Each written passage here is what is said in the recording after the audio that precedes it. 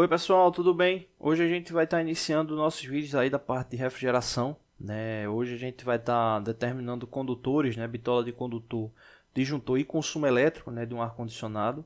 No caso, dividir em duas partes, né? Esse primeiro a gente vai estar determinando o condutor e disjuntor e a parte do consumo elétrico na parte 2 do vídeo. Com base nessa situação problema, né? Ou seja, deseja-se instalar um aparelho de ar-condicionado com 10.000 BTUs em uma determinada sala, né? A gente precisa determinar os condutores em disjuntor e consumo elétrico, né? Para os vídeos da parte da eletricidade, a gente já falou sobre a questão da perda de carga com base no comprimento do fio a ser utilizado, né? Então aí fica essa dica aí para estar observando esse vídeo aí também, para fazer aí a proporção dos dois.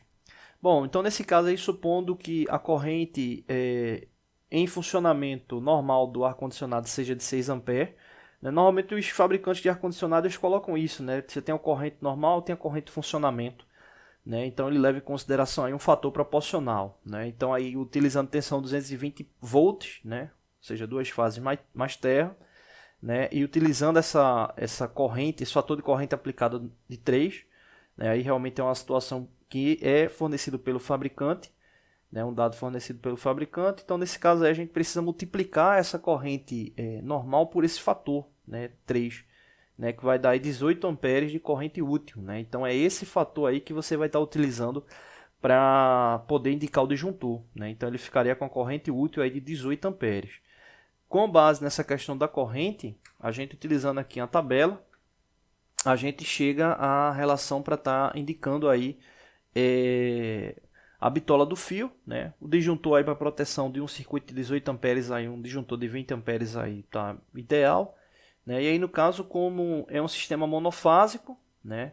E aí no caso a corrente máxima aí a gente vai estar considerando aí até 24 amperes, né? Então como a gente vai estar escolhendo disjuntor de 20 amperes aqui, essa relação aqui de bitola seria aqui o ideal, né? Ou seja, 2,5 milímetros quadrados aí pela secção do fio, né? Então seria aí o ideal para essa montagem para esse ar condicionado, né? Então disjuntor de 20 amperes e aí a bitola do fio de 2,5 milímetros quadrados, tá bom? No próximo vídeo a gente vai estar falando sobre a questão do consumo elétrico do ar condicionado. Não deixe de se inscrever no canal, toda semana tem vídeos novos. Valeu!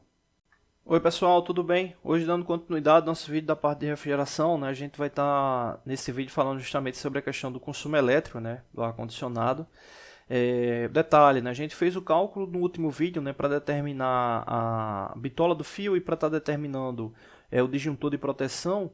E aí para a questão do cálculo de consumo elétrico, né? É importante que você observe esse selo, né, justamente de consumo de energia do equipamento, ou seja, que já é o testado e indicado pelo Inmetro para os fabricantes não só de ar-condicionado, né, mas de aparelhos eletrodomésticos em geral, para a gente ter a relação da proporção do consumo, né? Então é indicado direto pelo fabricante que você vai ter de fato aí um valor real indicado, né? Então nesse caso aí, supondo que a indicação nesse selo ele traga essa informação de 17,5 kWh por mês, ou seja, consumo em 1 hora, né?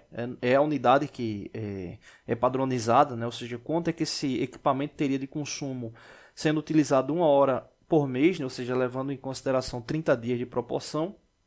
Então, nesse caso aí, vamos supor que esse ar-condicionado, tu venha utilizar ele a 2 horas por dia, 30 dias na semana, e o valor do quilowatt-hora ele seja R$ 1,80, né? Então, multiplicando, a gente teria 17,5 kWh por 2, né? Ou seja, nesse caso aí tu vai estar utilizando 2 horas por dia.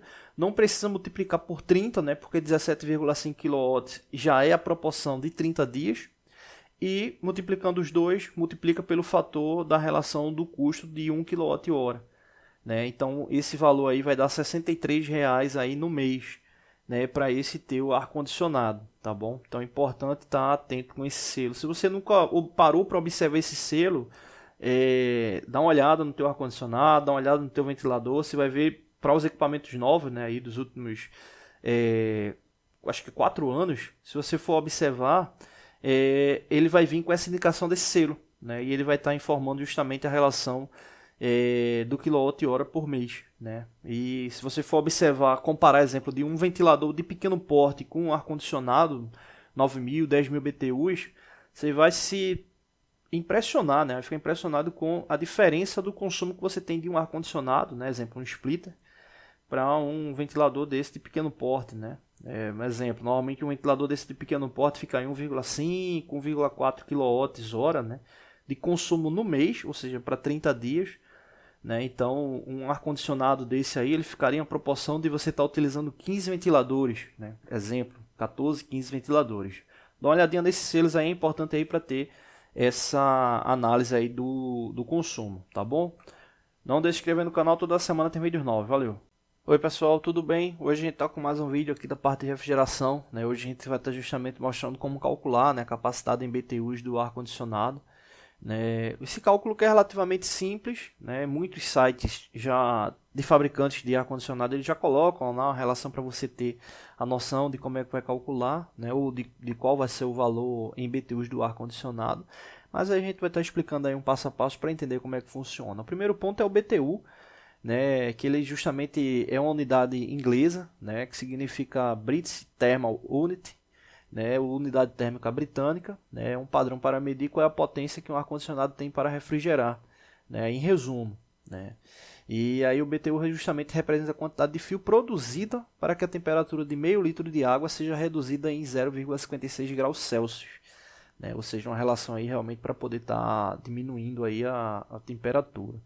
A refrigeração confortável de um cômodo exige de 650 a 800 BTUs por metro quadrado. Né? Alguns livros colocam aí 600 a 800 BTUs, né? Mas é uma característica média. Né? Também varia de região para região. Né? Em resumo, quanto mais baixo o BTU a ser considerado, exemplo, 650 ou 600 BTUs, né? Normalmente se considera um valor que ele tem um isolamento, né, do sol melhor.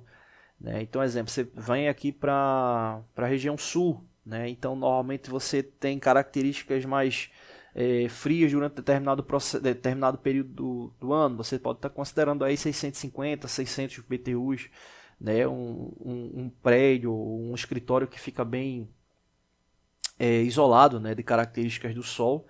Né? Mas também se você estiver numa situação que seja muito exposto, né? Então aí é melhor considerar para 800 BTUs. Por exemplo, vou para o Nordeste, vou para uma região litoral que tem uma incidência de sol muito alta, né? Então não adianta estar colocando aí 600, 650, tem que estar colocando o valor aí para mais, aí no caso 800 BTUs.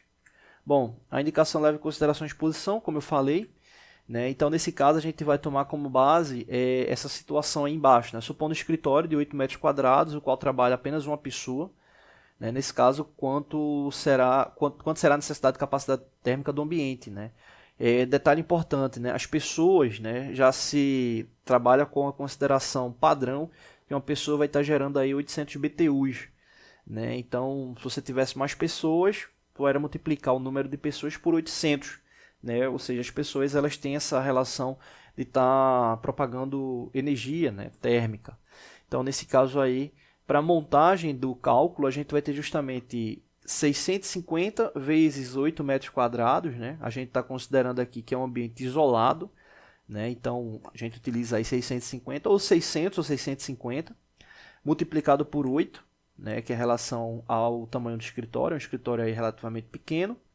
E somado a quantidade de pessoas, que seria multiplicado aí pelos BTUs. Né? Então, você teria 800 vezes 1, que no caso daria 800. Então, aqui somando com 800. Fazendo esse cálculo, vai chegar aí a 6.000 BTUs.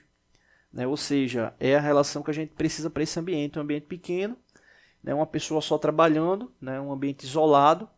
Né? Então, aí 6.000 BTUs aí é o ideal para que você tenha essa relação de um ambiente agradável. Então, o que acontece? Hoje, o comum é se vender equipamentos com no mínimo 9.000 BTUs. Então, se você for fazer esse cálculo no site, ele vai indicar 9.000 BTUs. Eu fiz aqui um exemplo, né? Peguei aqui um recorte de um site, né? Coloquei aqui uma relação parecida em metros quadrados, né? Comprimento e largura, né? Ou seja, que 3 vezes 3 vai dar 9 metros quadrados, né? Então, aqui a quantidade de pessoas, coloquei uma janela, né? Supondo aqui que vai ser exposição de tarde.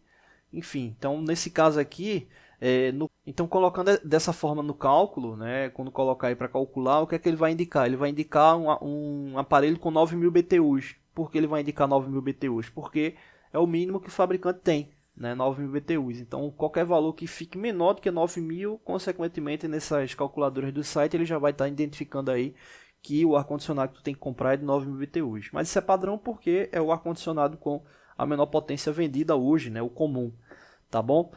Não deixe de se inscrever no canal, toda semana tem vídeos novos, valeu!